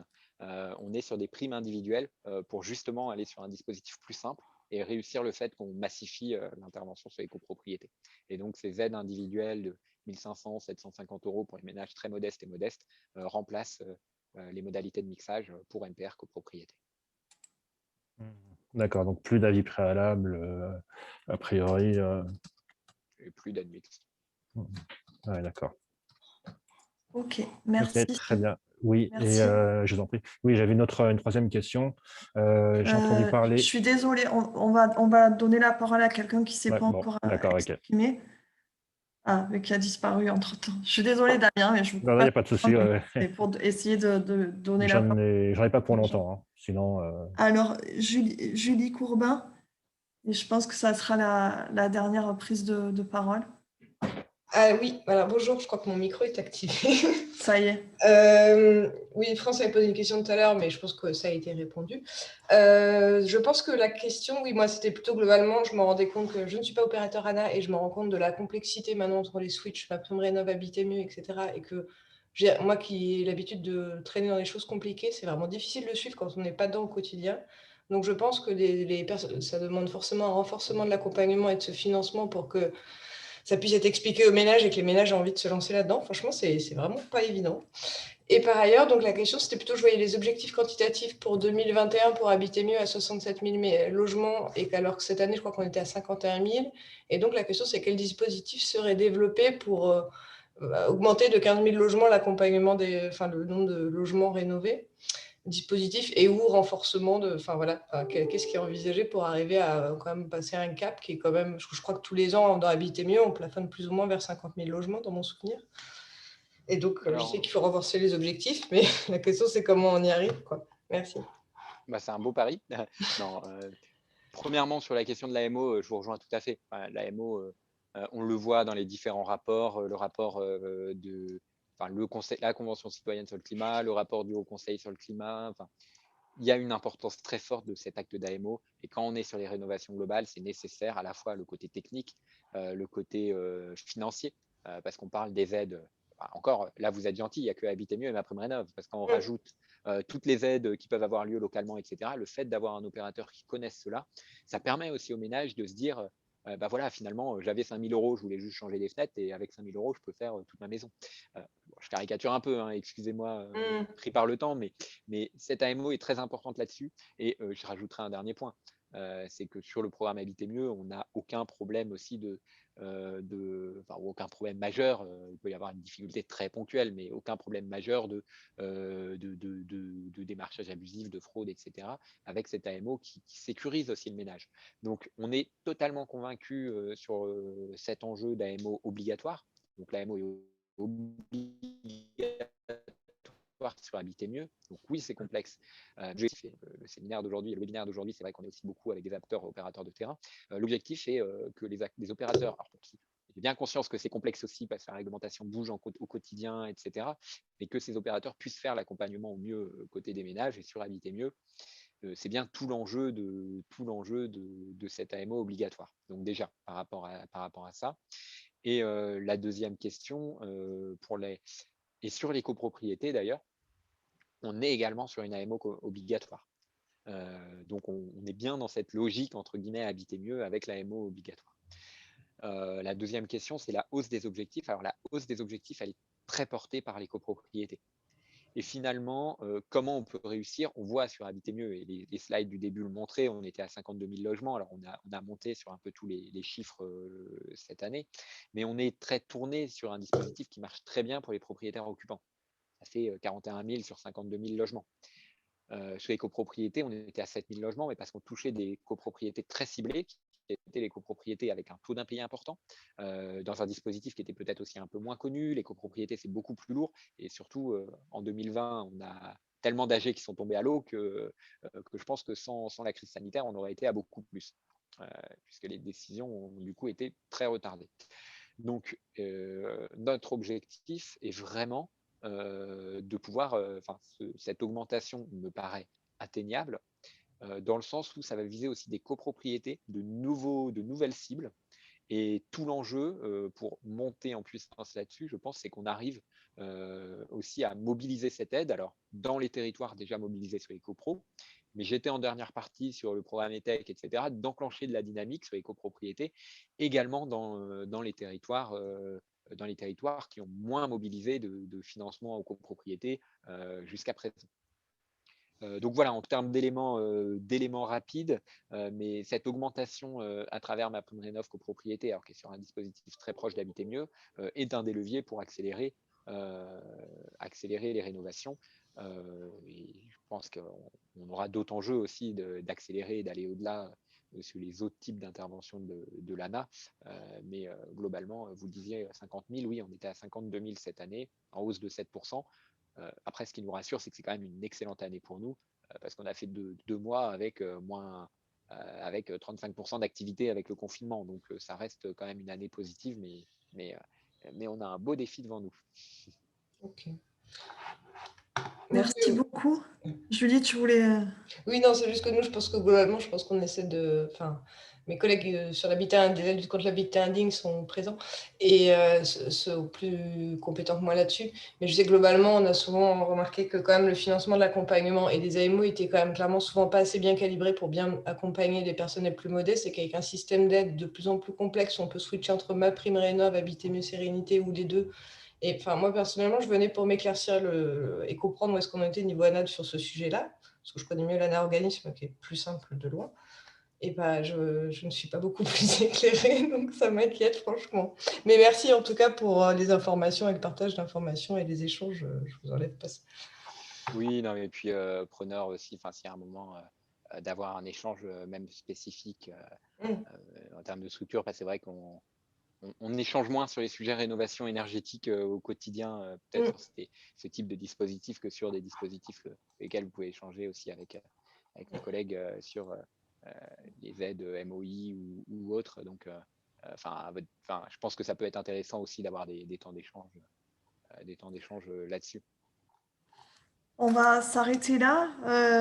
Un immense merci à nos intervenants. Désolée vraiment d'avoir dépassé de 15 minutes, mais effectivement, il y avait vraiment beaucoup d'attentes et ça montre aussi toute la complexité et toutes les interrogations qui se posent. Merci aux participants. On va voir comment on peut essayer de traiter, suite à ce webinaire, les questions qui n'ont pas été résolues. On avait prévu de longs temps d'échange, mais voilà, c'était jamais assez long en fait.